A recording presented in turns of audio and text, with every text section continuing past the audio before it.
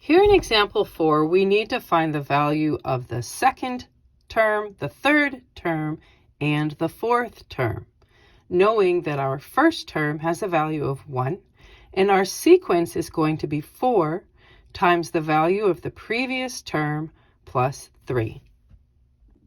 On our previous examples, we've only been asked for the second and the third step in the sequences, but there's nothing to stop us from looking at the fourth, the fifth, the sixth, or beyond any particular step. So we are looking at that process here as we need to go through to the fourth step. With our sequence being 4 times the value of the previous step plus 3, let's write our framework for each of our needed steps. So 4 times an unknown plus 3 is what we are using, as it is what we were given. Remembering that a variable and a coefficient, a number side by side, are multiplying every time. So if you need it for your brain, write parentheses around that 4 to remind you that you are multiplying. Now let's go fill in our unknowns. So the value of the previous step was the value from the first step, and that's 1. So we have 4 times 1 plus 3. 4 times 1 is 4, plus 3, which makes 7. Great. This is a sub 2.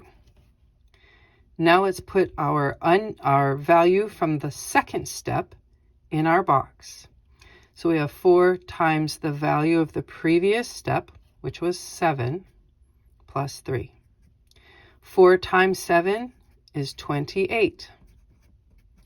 28 plus 3 is 31. And that's the value of our third step.